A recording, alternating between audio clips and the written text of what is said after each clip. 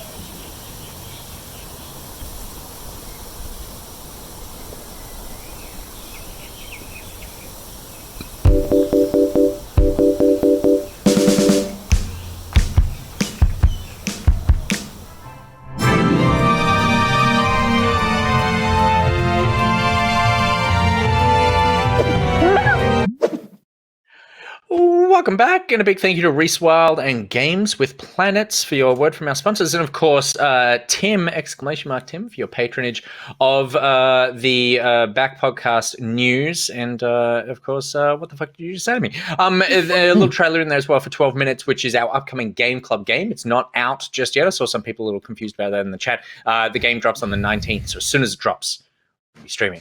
You're going to be playing it, and we're going to be talking about it in the Game Club. If you want to join the Game Club and have your say on the show, then head to patreon.com/backpocket or backpocket.gg to join the Patreon, get in the Discord, and give your opinions on the game as you play in the special 12 minutes channel that will be made when the game drops. It's I wonder if this is going to be the most, like, not divisive, but like the altering playthroughs from people. So it's going to be an interesting discussion thread of how everyone reaches whatever endings they can reach. Yeah, I'm super curious about how that game plays.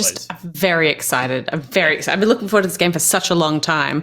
I remember we were on Screenplay, I think, when we saw this. Yeah, it's been ages. Very exciting. Really hope it lives up to all the pressure we are putting on it day by day. Well, that's the thing, isn't it? It's like, it's so hyped that even if it's bad, there's going to be a lot to talk about because of like that's true. How much expectation we have for the game. So exciting either way. The cyberpunk of couple dramas.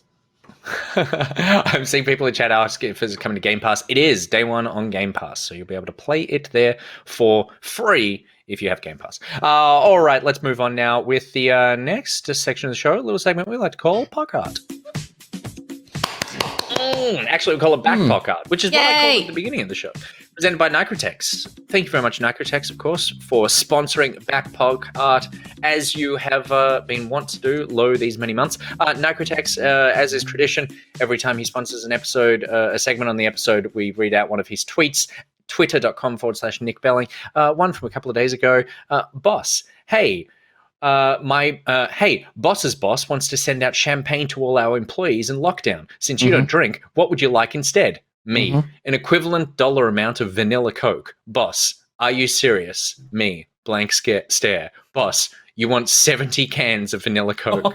Me, here's my address. And apparently they turned up. And that tweet kind of went viral as well, didn't it?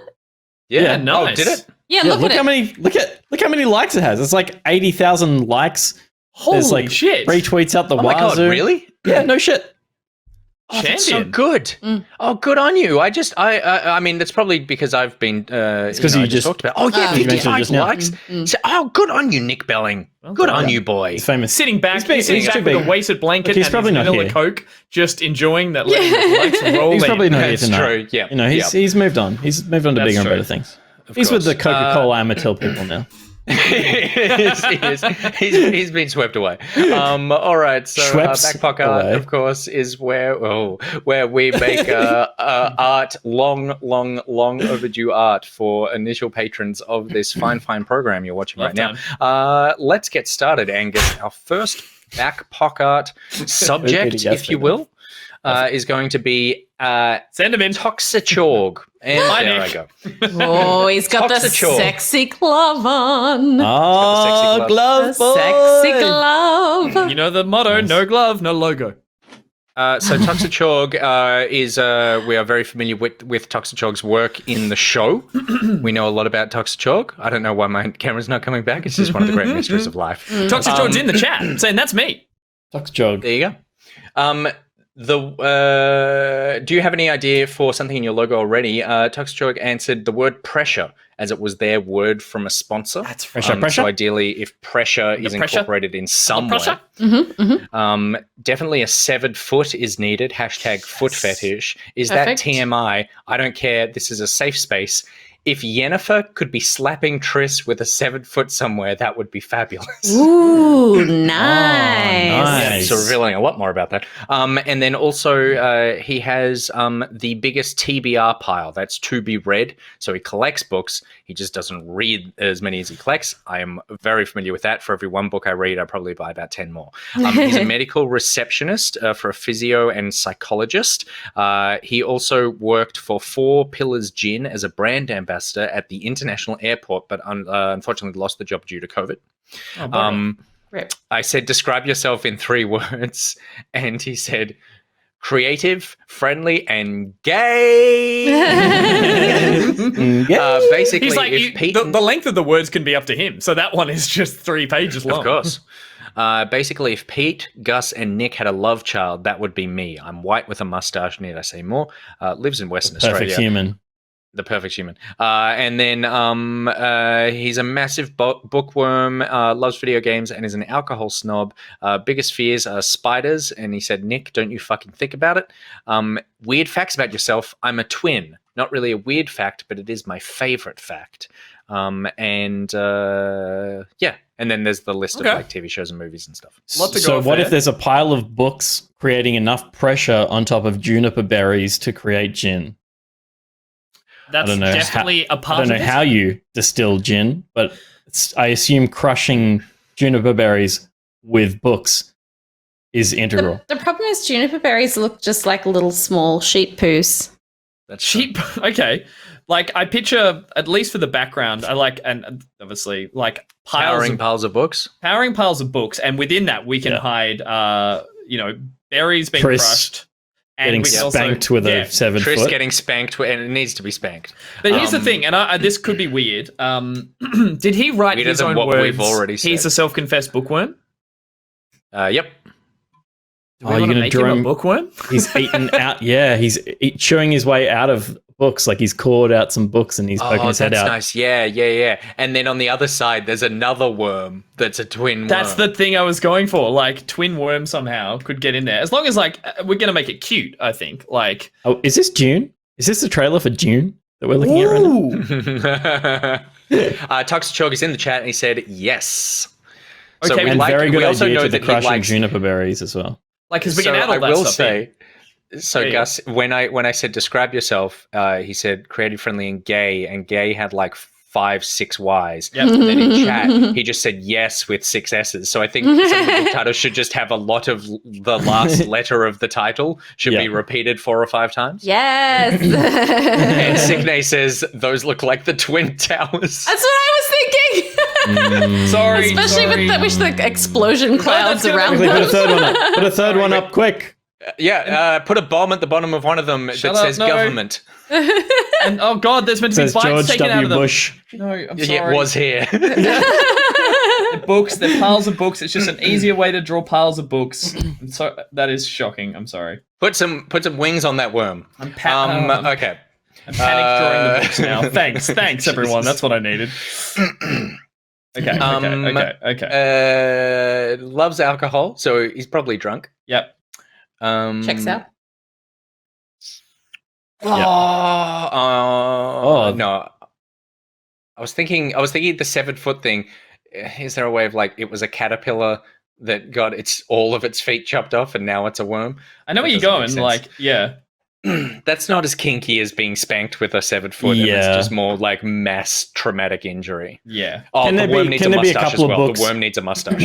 Can you find out what kind of mustache? Like in terms of... He's actually sent a picture, which I can link in Please do. Get that in live chat. Yeah. It's a great one. He actually posted this in February, so that's how long it's been. And he said on his Twitter, and the post, there's 4 pictures, and the post says, only posting these photos because Back Pocket requires me to link them some photos. And that's great. Yep. Love what's happening. Love what's happening. There could be a couple of books spilled out on the floor. Maybe, oh, fuck yeah. Look at that tash. Yeah. It's great. Wow, look at that. Great tash. Look at the one of him in the leather skirt vacuuming. Doing the vacuuming is doing the Queen. That's some Freddy. Yeah. He looks totally like Freddy there, doesn't he? That's fantastic. Don't know if leg tattoos as well. You got good legs. Well, we'll put them on the worm. We'll put some tattoos on the worm. Oh yeah, put those sexy legs on the worm. Oh my god, the Freddy photo is so good. Isn't it great? Yeah. God knows. God knows. Could a book be open on, like a tome be open on the floor somewhere that has Tris getting spanked by a 7 foot? Ooh, nice. Just as a little illustration. Reading. Yeah. It could be or it could be a little story. It could be written out because it is a book. That's true. You know what I mean? So we could get descriptive. Yeah. Like the big toe wedged in there. You know what I like that it could be on the cover of the book. I know like what you're saying. I would prefer you didn't say it. Yeah. Oh, that's good. Okay, if it's good if it was the cover, and then there's a little worm erection just peeking over the top. Yes. No. Like, while it's a kink, it doesn't sound like Toxic Chalk is into that in that way. I don't know. I'm into fucking sword men. So That's true. who knows? Like who knows? Who knows? You just we'll let realised- Toxic Chalk Do it. Toxic Chalk do it. Do it. Do it. So Vitriolic Self asks, Draw why my is it worm little? dick. Oh yeah, that's true. It's not actually little. It's massive. It's just you only see the tip, so it's just a little bit seen. But it is, of course, an enormous, gigantic penis, not a normal sized penis. And what are we seeing? What's on the cover here, Gus? Is she spanking with another book? She's holding a foot. She's holding a severed She's foot. being spanked with a foot. Yeah, she's kicking her butt with a With a severed hand, foot. holding a foot. Yeah. All right, this obviously will look more like Yennefer and Triss. At the moment, these are just placeholders. But, Yep. And Yennefer's hitting Triss.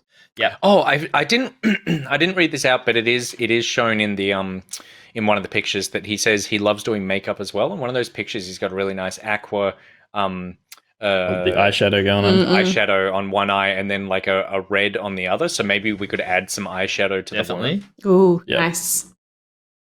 Toxic Chalk says, fuck Triss. Really sorry, Steph. Kiss, kiss. Fuck Triss. Yeah, fuck Triss. So which one's With hang on, that foot. that's a crucial element I'm going to forget. Which one's spanking which one? Triss, So red black hair hair, on the... is doing the spanking. Oh, good. Okay, that's what I need to make sure because then Yen is best, and we all know it to be true. No. and she has the longer black hair. Steph, who's False. the Witcher fan here? Okay, False. stay out of it. What's the book called? What's a it's- Witcher cover pun or a Witcher story? Severed, called- the severed foot's got to be in the title somehow. The foot Yeah, part of it. The Foot of Sorrows. The...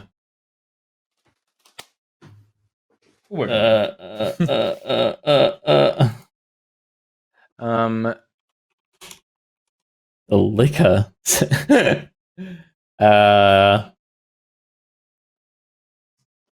There was a bit of eyeshadow there. There's a book. One of the books is called Baptism of Fire. It could be Baptism of Feet. Foot. Yeah, that's right. Yeah. Good. Oh, man. Foot of Contempt is good as well. Yeah. I do want to make it sure it's still wormy, which means Season of Feats. very good. Well, like that. Season of Feats. And we've got. Season of Feats is a good I'm one. going to do the tats on the worm, but I'm definitely going to go in and work out what is actually the tattoo that Toxic Chalk has. Oh yes, it should be a tattoo, but it also should be covered in the stocking. Like there should be a black stocking on the worm's single yeah. leg. Yeah. Like a little Yep, that's fishnet good. stocking. Yeah. Yeah, I like it. I like it. Tuxachorg likes Baptism of Foot. Good. Yeah, cool. Baptism of Foot, but also Foot of Contempt was exclaimed. So Foot of Contempt Right, or okay. Baptism Foot of contempt. Stupid sexy worm, says Lord Phoenix.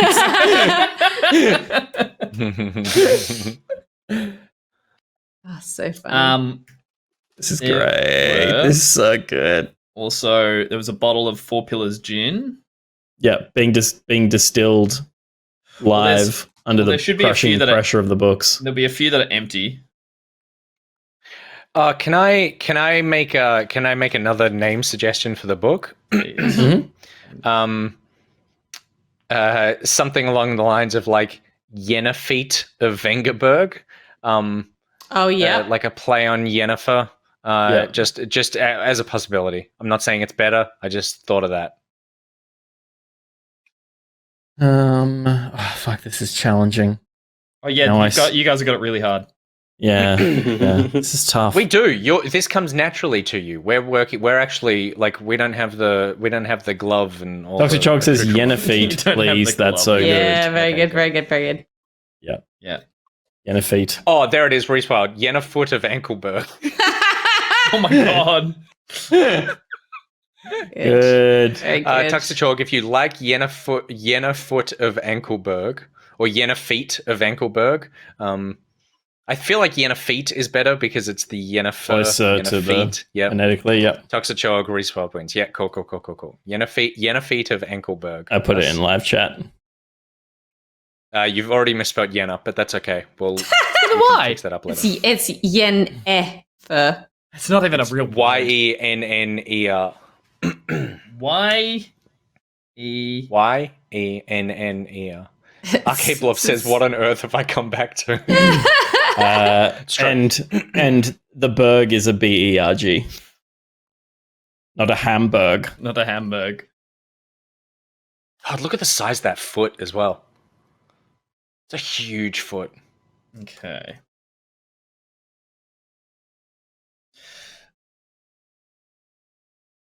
Toe Jam Quarterly. Instead of 4 Pillars Gin, should we call it 2 Towers Gym? Jesus, no. Okay. But do a 4th pillar of books. There you go. And only 4. That's much nicer, Pete. Peter. Yeah, man. Pete, are we man. able to mix in some music live?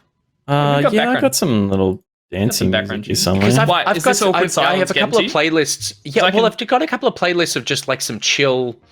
Oh, not your music. and stuff. No, man. No. But Pete, everyone loves my taste in music. But Pete, you could if bring you've in got the it, synth yeah, beats cool. or something. What is it called? Stream beats. Synth beats. Exactly. Just something a little in the background. Otherwise, Let's I'm get going to start loose while talking we're about feet. I'm going to start talking about inappropriate Yeah. things. Yeah, how it was an inside job. Totally was though. Wait, Cardinal Pell or the no? Anyway, moving on. I'm just saying, LokiCat, look at this. We're basically empty. We got a few book covers just to not finish it on, but like with possible titles. I know we just worked hard on that one, but like if there's any other reference you want to put in. Well, remember, like I would just say, like you could put Dune as one, but just make sure it has 7 E's on the back, and so we just take some normal books. Toxicog. Oh, what are so some that of was your it. It favorite was books? words with lots of That you haven't read. Yeah. What are some books you've bought? Like, what are the last 4 books you've bought? I can contribute some if you want as well, because I suffer the same affliction. Oh yes, I'm just ever so well read. Afflicted. Afflicted. You're just angry that I. Well, oh, Gus, I've what are read the the I can't Infinite get the Jest. title of my books right. What? Infinite Jest? Yeah, Gus, one of the books should be called Hail Mary. Hail Mary. Hey Mary. There's something about Hail Mary. It's what I'll call it. Good. Toxicog, can I message one of your with books I like? Yes, you can. Message Gus. And then we've got Light taken out of that Present page. City. Because like any good bookworm, he's literally eating the pages. Pressure as per request, says Supine Hydra. Oh yeah. Wasn't the pressure kind of like squeezing berries? Or they're berries in between pages?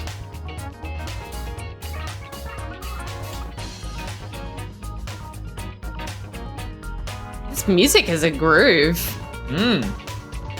This is some like party game bed music. Yeah, I like it. Okay, pressure squeezing juniper berries that are dotted around the scene. I think we're at something. Yeah, that's good. Yeah, this. I actually think this is one of my favorites. This is like this speaks to like. I mean, he's basically me. Like, bookworm, low-key alcoholic, fabulous, functioning alcoholic. Into yes, functioning alcoholic, and into some weird sex shit, and a worm. And I feel like I went for Drunken Eyes, but it wasn't selling the cheekiness that I feel like. That's too cute. What is Cooking his name? with It's Cum, hard to says read. Paxilton Reaver. Natural Harvest. Natural Harvest. Natural Harvest. Cooking with Cum is better. And also, good. Axios37 said, "Can something be under pressure?" Bag queen pun for you. So one of the Yep. books. could Oh be called shit! Under Yeah. Yep. Was one of the books a Queen book or just a under like? Is that what you meant? Queen Bowie Under Pressure. Yeah, just it's a record for some reason. The making of the music video of Under Pressure. Good. Good, good. I love this one so much. Cooking with cum.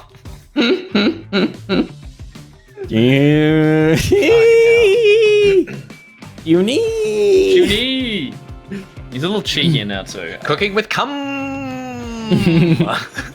Done. Boom. Just about, I'd say. I think that's pretty cute. Love it. That's awesome. And there's also it looks so good. This is totally unnecessary, but I really love it, and I'd love it as a detail, just because it's in one of the photos as well. And I'll fix it up obviously in the main thing. But I love the backwards hat. The cap with the red. The red. Yeah, the red looks awesome. Yeah. A little attitude and a little bit of. Yeah. This guy cooks with cum. This guy cooks with cum. Oh, totally. Middo says, give the worm gutters. And Toxichalk says, I'm a very happy, sexy worm. Yes, or... Yes! Amazing. So good. So good. Awesome. Cool. Well, thank you very much, Toxichalk. Thank you so much. And for your continuous, incredible generosity when it comes to the subs. You've even gifted a sub in the chat tonight. So thank you very much for your continued patronage. Sorry it took us so long to get your logo, but we hope it's worth it. What a hero. I think it is. The twin? What was the twin? The twin. Was the towers. No, wait. The twin worm was the... Built in there. Oh, the penis? Oh, good. Good, yeah. I'm sure his twin will love that. No, because it is another worm. Oh, God. There you go. It's just another worm in an inappropriate place. We've all been there. Yeah. Good. This is amazing. God, I love this one. I love this one so much. Okay, good work. Thank you very much, Toxichalk. Thank you. Into the bank it goes. Into the bank it goes, and we'll send it to you when it's done. Up next, Oznaminator. So, has an idea for the logo already, which we're always very happy about that. It has a similar theme in one part. The entire logo should be a Stargate with things coming out of the event horizon. Ooh, Stargate. Perhaps even a 7-foot. Good. And I feel like what you could do is just take the book and just have that floating out of the Stargate. Yeah. Which is because it's like a reference to tonight as well. 29 years old. Occupation is a pizza chef and manager. Cool. Describe yourself in 3 words: diligent, reliable, and creative. Lives in the southern suburbs of South Australia. And the best part of where he lives is all the local bird life. He loves building large Lego sets and fears clowns.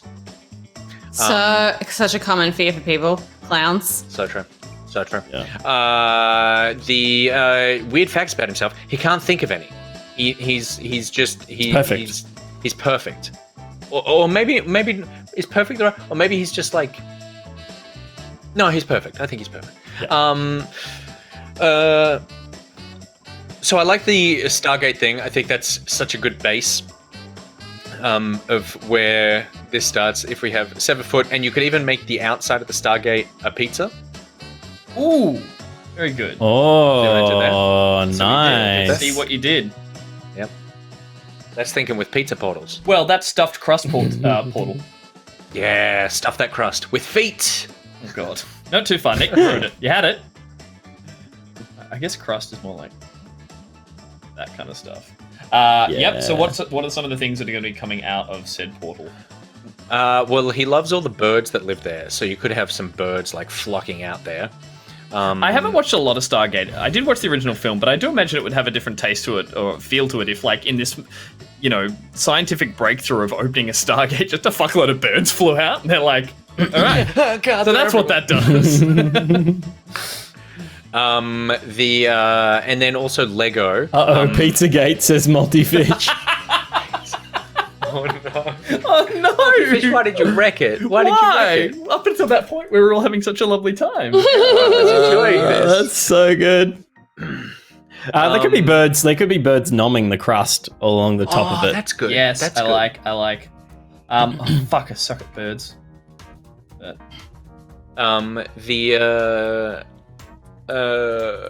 there's the Lego, obviously. Yep. And a clown. I think. No, the clown is definitely. We're thinking clown's coming out of it. Could the path, the ramp leading up to it, be made out of Lego? There's like the studs all the way up Peter. There's a nice texture and stuff. What about a clown kind of peeking out from behind the Stargate like the Pennywise clown? Oh yeah, and a couple of the birds have red squeaky noses. Birds don't have noses. Yeah, no, but they got red squeaky the red ones are real, Steph. Yeah, Red Nose Day noses on their beaks. On their little cute beaks. Yeah. Yeah, I like the implication that clowns, that's their real nose. Yeah. Well, that's why they're clowns. They're like, there's only I only have one choice. It's either this or I Rudolph. wait for Rudolph to die. Yeah. There's a horror film about a clown costume a guy puts on and he can't take it off. And eventually the red nose he tries to take it off and it starts peeling his real nose off. It's fucking horrifying. It was a really successful horror film. There's that image that you'll have now in your head. What movie is that? It's called I think it's just called Clown. And Clear it's and Present a dad Danger. puts on a haunted clown costume Clear and and can't take it Present off. Danger. That was a weird Jack Reacher novel, I'll be honest.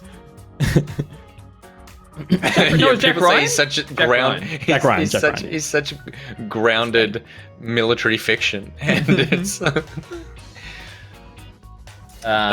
Terrifying Clown. Yep, got the it. Santa Claus. Was it from the Santa Claus? It was not from the Santa Claus. Okay, I think it was that's just also called- kind of the plot of. That the is Santa kind of the plot Claus. of which That's the I watched exact it. plot of the Santa Claus. I've forgotten Pennywise, but I don't want to look him up. Hugaholic, we'll need some information on this. Correct me if I'm wrong, but a Stargate is a one-way portal. Like, depending which side is activated, stuff can only go one way. I haven't watched Stargate in so long. Interesting. He doesn't want to look up Pennywise. So I'm just gonna do. That's an interesting from memory interpretation. Yeah, it's wrong. Then it's better, Peter, and we won't get sued. Jesus.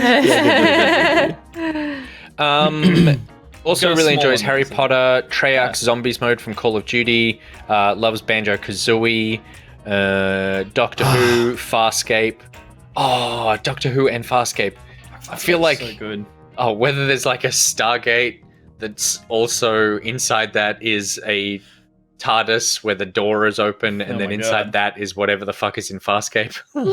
Like a lot of Australians and New Zealanders. You never really see in the Stargate stuff; just kind of comes out of it, don't they? What was that? It's like a lot of local actors. Couldn't we just do the Stargate closed? Isn't it that's just a sphincter? That's true. Let's go with instead of hundreds of bitsy things coming out, give me like 3 major things to come out of it that would be, we could focus on. Like you make it's like a time travel to Durkin, or a universe skipping to Durkin. So there's like a TARDIS is half coming out of it. I'm gonna get wrong. Yeah. I'm sorry, Will. It's fine. Fine. TARDIS coming out of it. There's a couple of jiggies floating around in there. Oh yeah. The jiggies, the piece? Yeah, the golden jigsaw pieces from Banjo-Kazooie. Yeah.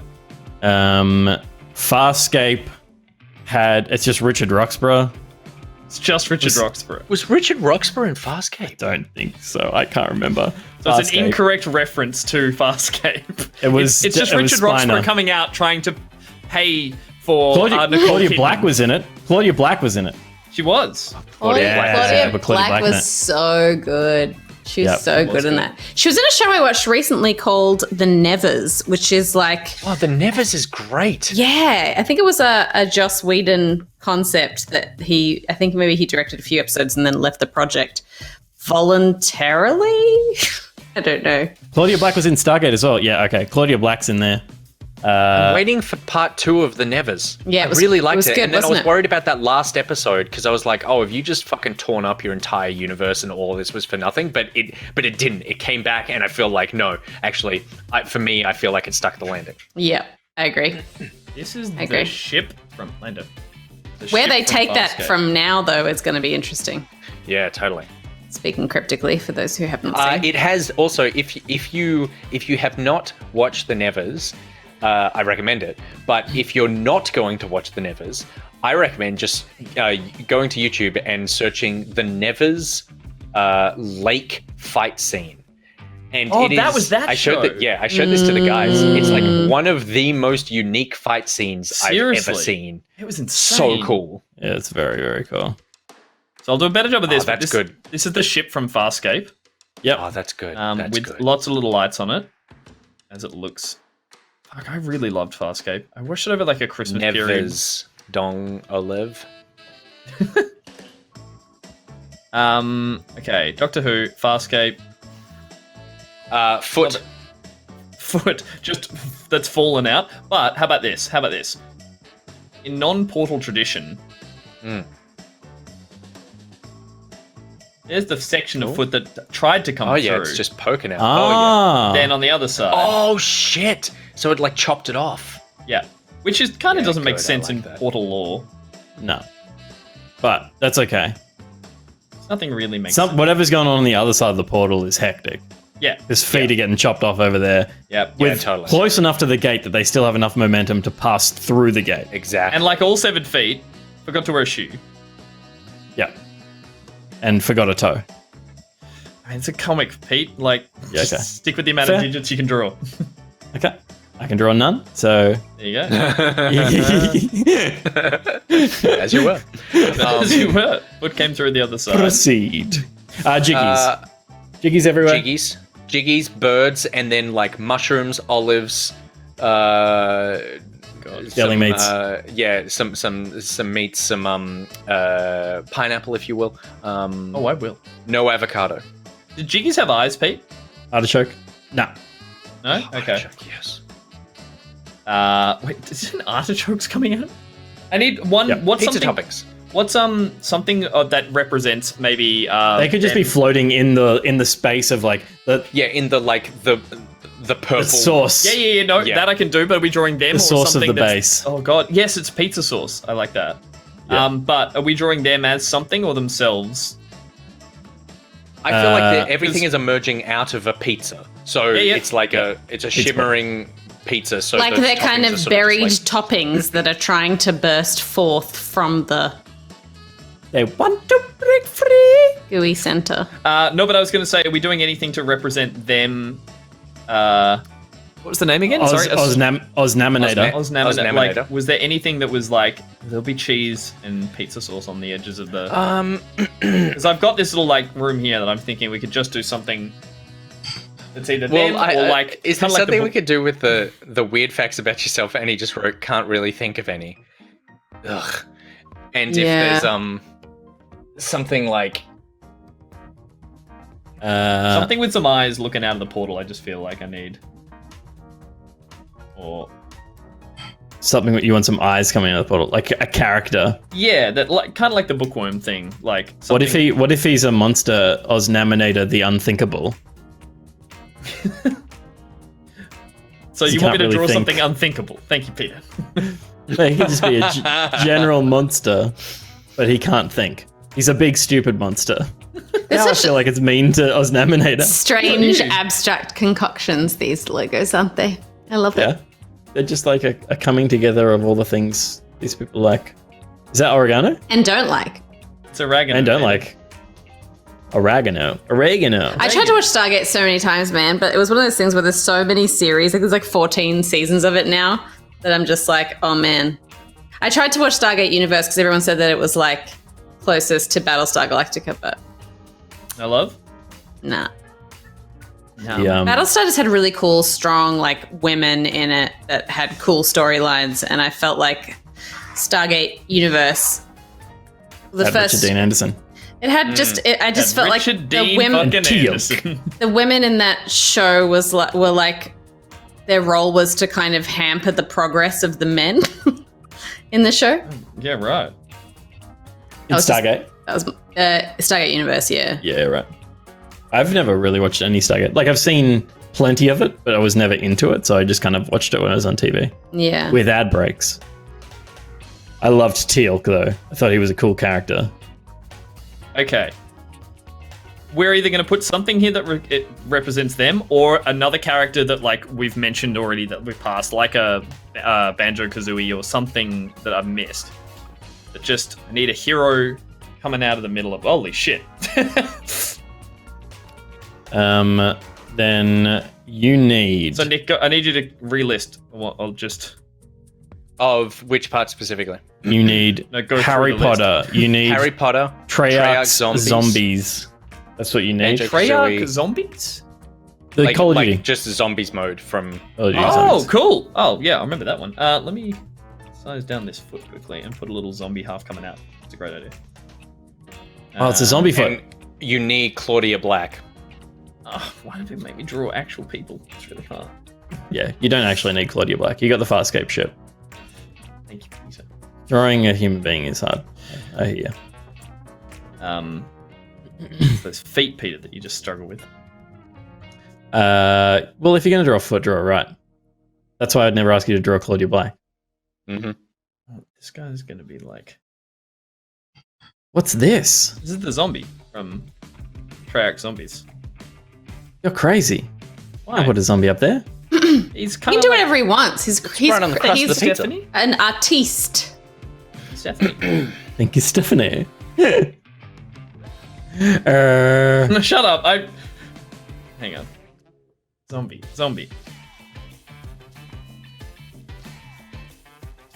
What is the best Stargate series? Atlantis is... SG-1. Atlantis is coming Chat second. says Atlantis. Oh, the poll is happening. Stargate Universe, 0 votes so far. Yeah, wow. Brutal, savage, wrecked. Sucks, because we've got the Stargate Universe showrunner in chat. OG series, still fighting. Gus, this is looking pretty good. Says, just need this one more thing. I'm sorry, I just keep coming back to it. Is it Claudia Black bursting forth? No. It is. Because it's going to look like... If they put a human there, it's going to look like it was their leg that got cut off. Their foot that got cut off. That's true. Maybe it should be Claudia Black's head coming out just shrieking. She can be saying, I was in Uncharted. Need some new moves, Guardian? Maybe a new look? You need to look. Is that her? Yeah. There you go.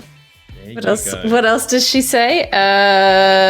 Rhythmic physical expression may not something or other, but it feels good, and feeling good is better than not.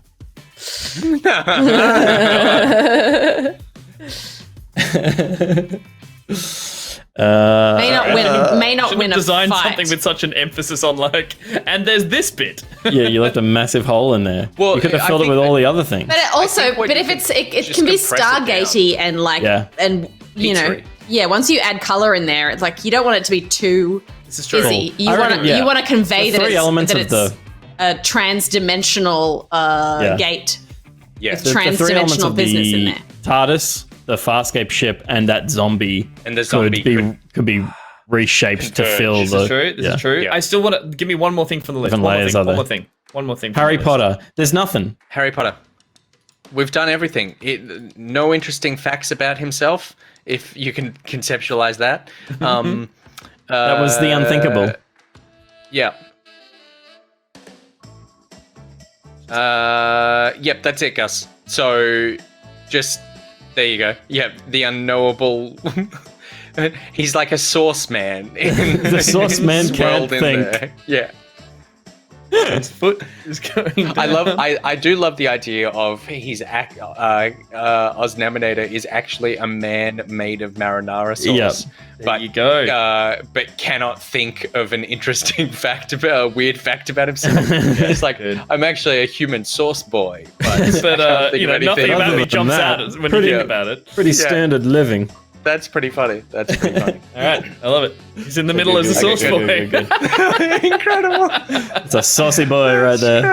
That's great. That really pulls the whole thing together. Yeah. There you go. Fantastic. Like a good sauce. Thank you very much.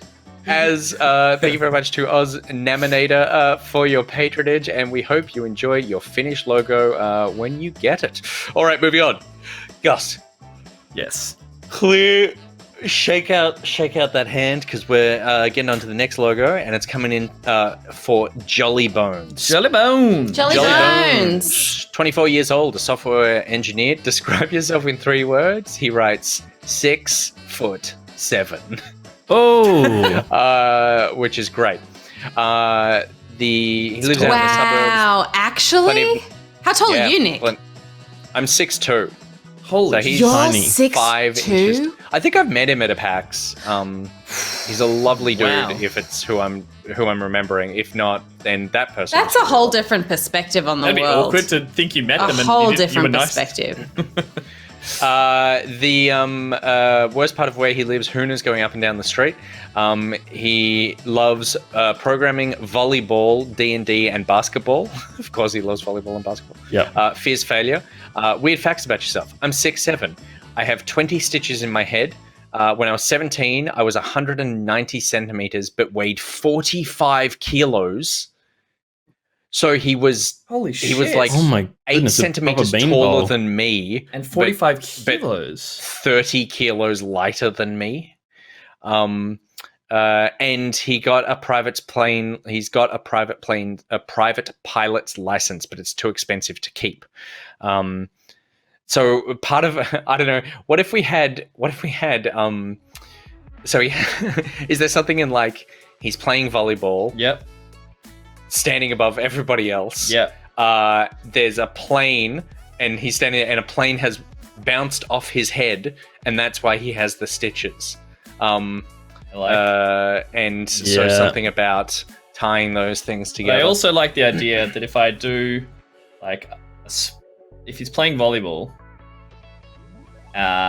he's spiking, but he's spiking it into a basketball hoop on the other side. Ah, yeah. Cool, So cool. you know Two what? birds, one stone. Yep. There you go. That's And then Mito says that underneath the plane it says Bush did 9/11. oh my It should be carrying one of those little like flags that says like, you know, Catherine, will you marry me? god. Oh, this is huge. Wow, He's got to be. He's got to that's a be tall wearing. person. He's got to be wearing like a basketball singlet, but have like the pilot, like the epaulets, like tattooed onto his shoulders. Oh, that's good. Yeah, nice. I like that. Yeah. He Oh, he could just have them, couldn't he?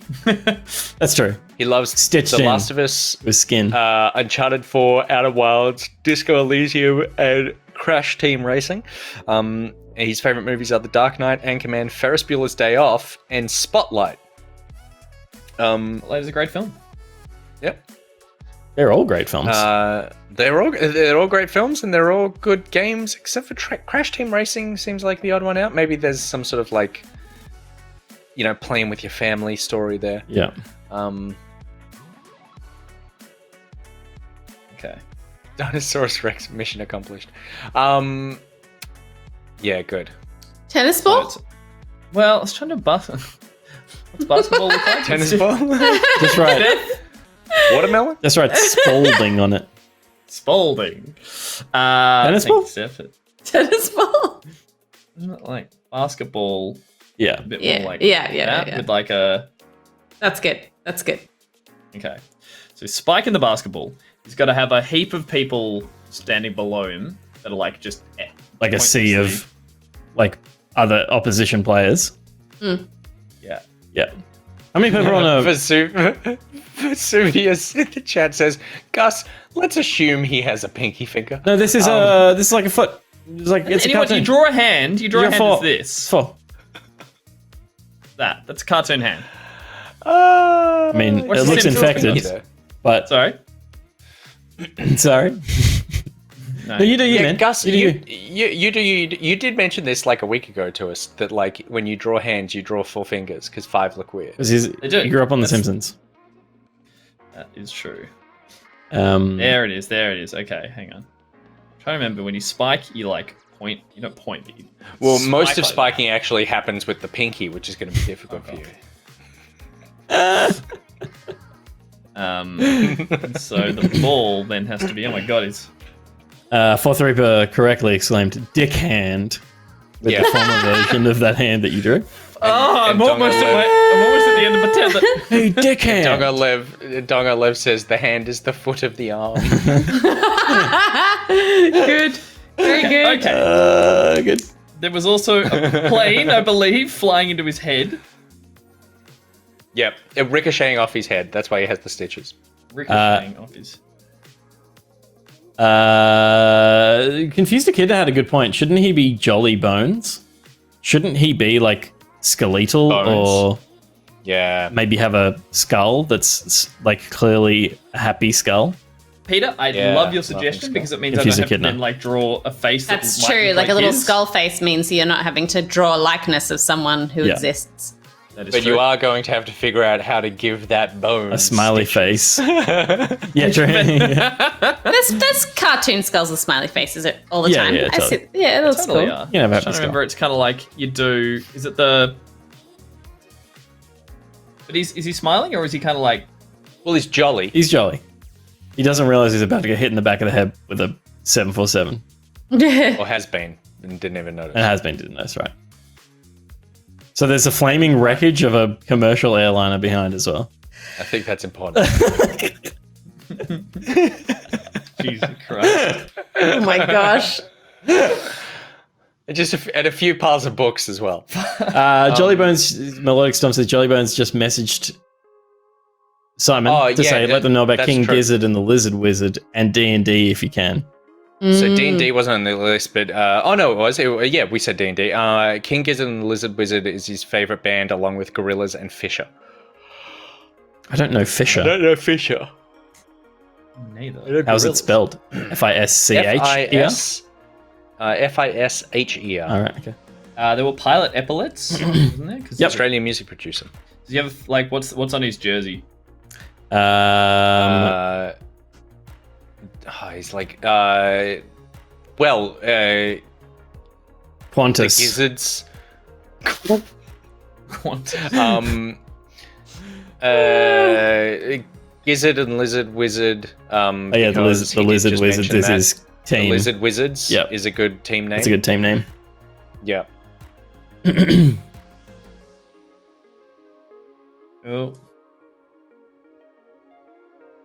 Litter Anarchy suggested, and so did Multifish. A couple of people have that the ball could be a D20 dice. Very nice. Oh yeah. Which is a nice. That's a nice. I feel like let's still like. I want to keep it slightly basketball-y. Is like. Could it be a D20 that's got the texture of a basketball? Yeah. Like it's orange, but the numbers are the black inlay. Like plastic? Ooh, that's nice. Just 3 in the key it, Gus. 3 in the key it. Yeah.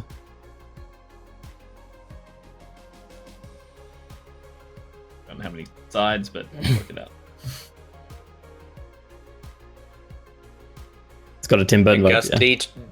D20 is spelt D and then the numbers Nicholas? 2 and 0. He's at the end of his tether here. No, I'm just thinking of what we fill the rest of the space down there with. Yep. Because I can do another Sauce Man.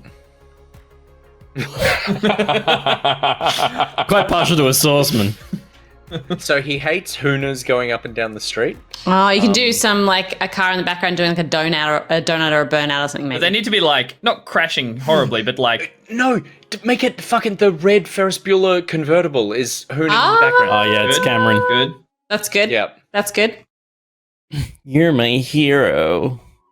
Oh, that's right. Fuck, I need to watch Ferris Bueller's. What a fucking movie. What a movie.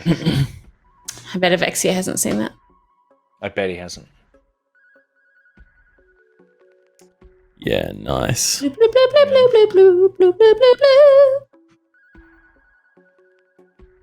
The other players could be D&D classes like wizard, dwarves, etc. Says Yowza B, which is a nice suggestion. Sure, but I was also going to have. I'm not sure. Saucepan? I want I want someone to back this up, and it's going to be Melodic Storm. Can you back this up from Smoth? He said, Jolly Bones just messaged me and asked if you could include the afros that are his out-of-control armpit hair. Now, this feels like funny if true. Yeah. But Smoth's a little troll. Smoth is a little bit of a troll. Smoth be trolling for sure. Yeah, I don't know. Fan of Uncharted, so we'll have a little Nathan Drake hanging off the hoop. Yeah, great. Saying no. Yep. I am skipping through his Facebook as well. How did you hack into his Facebook? Oh, pretty cool. You a hacker? Yep. Mad hacks. Now we're chucking Claudia Black in there too, me. says Nicrotex. Say again? Yeah. Claudia Black. Claudia Black. Claudia Need Black some new moves, Guardian? Maybe a new look? No, okay, this is what it is. Stadium, seating, and I'll have to... What if the parade from Ferris Bueller is going on past the background? Because that's too fucking hard to draw, Peter. That's good. Yeah, fill it the out. whole parade. No, instead, the car is crashed into the stadium. Like when Is it it a basketball flies... stadium or a volleyball stadium? We're not sure, but it's the car has flown out of the window and landed a la the movie Yeah. into Nice. the seating. Yep. Melodic Storm says he sent the message and can confirm that was a troll. Can confirm it was a troll. Good work on checking, Peter, because I would have been like, oh, that I can draw. This is both of the love hearts. You cheeky Are they volleyball motherfucker. hoops, Nick? No, but it's because it's basketball But he's and volleyball. There's a volleyball spiking. net that he hasn't put there yet that is going to be down the bottom. Well, I kind of right? like the idea that, yeah, I can do that. I kind of like the idea that he's just I kind of just thought that's what you initially It's just him confusing the sports. So yeah, it's just like, yeah. going But up to, I'm just like- calling this person out who was like, Nick, is there nets in basketball? Is there hoops in basketball? I'm like, shut the fuck. We just didn't think you were going to go back on what you said initially, Because then you've got teammates of his who are going, no, like, that's not how you play basketball. Money down. No, money down. Mido says it's a combination of volleyball and basketball. It's called volleyball. Crap. Crap. I didn't think that through. Am I doing okay after being up all night? I'll be honest, I'm pretty tired. I'm pretty tired. Miss Silver says Steph is really crashing from last night's tax high. Yeah. It was It was a tax wild high. evening. But it's done. It's done. It's out of my brain. It's not sitting there as this thing that's looming over me in the back of my mind always. And I hate that. I hate when you've got something that's taking up space in your brain and you keep putting it off. And now I'm free of it. I'm free of it. This is nice, guys. I'm now seeing the... you can't have a plane crash and a car crash into the same stadium on the same It's day. not crashing. Okay, what if the plane is in a more innocent Just way? ricochet. What if it made it? Just doink. It's just been redirected. Yeah. Yeah. Ladies and gentlemen, we're joining a flight trajectory. via Bangkok now. We hit a large skeleton man. Yeah. Flew into there, smacked him in the face. I mean, that's almost everything I can put in this one now. Amazing. I love it. But It's great. He's gonna love it. Yeah. You could put some on the you could in the ads on the stadium, like the wall at the edge of the crowd. Yeah, there. so I was thinking that. You could But then put there was like some D&D characters down here, weren't they? Yeah, the Memory. other players are like wizards and elves and whatever the And there's fuck some else is in D&D. rooms. There's some room for some Bread of the from memory. branding down there. Yeah. And a little Nathan Drake hanging on that. You could just put Crash Team Racing, like actual Crash Team Racing banners on there. Oh yeah, that's funny. What are the other games? Don't worry about the other games. They're good. The Last of Us, Uncharted 4, Outer Wilds, Disco Elysium, but I feel like we should hone in on Crash Team Racing. Crash Team Racing is the interesting one there. Yeah. The others are like, yeah, of course those are your favorite games. Yeah. Those are my favorite games. They're Those are everyone's They're favorite brilliant. games. Crash Team Racing is what You say makes Crash you Team jolly Racing? Yeah, totally. You're still I mean, buying the other four are arguably on lists of the greatest games of the last decade. Yeah. And then Crash Team Racing. And there's the Crash. Who's in the car? Claudia Black. Claudia Black. Claudia Black. A pizza shape. Or the Joker, a pizza shape. Cameron. One of the priests from Spotlight.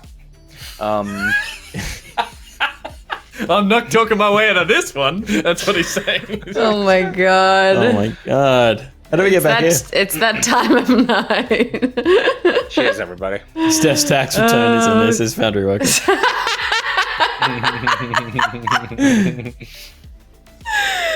Someone. At least make it like Mark Ruffalo, so there's a hero in there. Will Rooney. Will and a turtleneck. Good suggestion. Yep, that's good. One of the gorillas. Oh, yeah, because they all drive a car. Yes. Oh They all drive yeah. that big car in the gorillas. Happy. Steph's Yes. tired. Are they still making music? Yeah. Yeah, Sunshine. Yeah. In a bag, I'm useless. I wish I do really like the gorillas, but I don't have like a huge emotional attachment to them. I wish I did though, Neither. because I would just copy Indie Mouse's awesome gorillas tattoo, which is very nice. Change battery I pack? really like that tattoo. They're like D Mouse Gorillas tattoo. Their like mainstream songs are awesome. They're like the rest of their album I find is always super abstract and kind of like super creative, but just not like that listenable. I find it's like Remember they were like, because it would have been 2000 and I guess 2000 was that Gorillaz Maybe, yeah. record. Plastic Beach or no? That's more No. Yeah, the first one. Clint Eastwood. In live chat, Steph. Yeah. Surely 2005. I'm gonna fix this. Oh camera yeah, right now. that's it was- sick. That's awesome. That I'll be back. Yeah, 2000 was self-titled. Yeah. Which is Clint Eastwood. What Seth was singing. It sounds like maybe you just need a new adapter thingy. Phantom. in your that, camera. That DC thing is messing up. Might be the connection on the. It's not doing its job. All right. There's plenty going on in this. But I'm older. I was listening to that first record, and I remember it was interesting because I remember reading about how they in 2000 were working and together on a record from different parts of the world, and not going into a studio together. Which was a weird concept back then. And Damon was like, because he'd done Blur, was like, Yeah. I recognize that you can make internet music across the internet by like just sharing stuff back and forth. So that's like how they started collaborating for that record. I'm just gonna go to the bathroom and I'm gonna get my massage gun. I'm gonna be right back. Yeah, awesome. Well, I think okay. So as far as Art Night's gone, Steph's bugged out and Nick's crashed. But I reckon No, I'm here. I So know. I googled, and apparently, if I put a piece of foil, alfoil, yeah. Oh my god, it'll work. What do you reckon? I mean, that would fix up the connection, but I wouldn't think of it as a long-term fix. No, do you reckon I need a new phantom power thing? Hopefully, it's that and not. It might be that there's it might be that you can actually put a piece of paper or card on the other side of the battery to actually push it in. It could just be that it's loose. So push it further into the camera. To push the existing connection together, as opposed to what the foil is doing is giving it more conduit. Although I will say, where they said to put the foil, I see. They're saying put the foil in the camera and then shut the base. I thought they meant put the foil. Okay, how about I do this? I'll put the foil not on the conduit first, and then we'll just see if it pushing I wouldn't it in fuck will with help. that, man. It's an adventure. It is an adventure. Make sure, make sure everything is disconnected before you do that. No. I'm going to put some paper in first to try to do the pushing. Do that. Nick Boy finally cancelled by electricity. That's true. Actually, you know what? Fuck it. I'm putting the foil in right.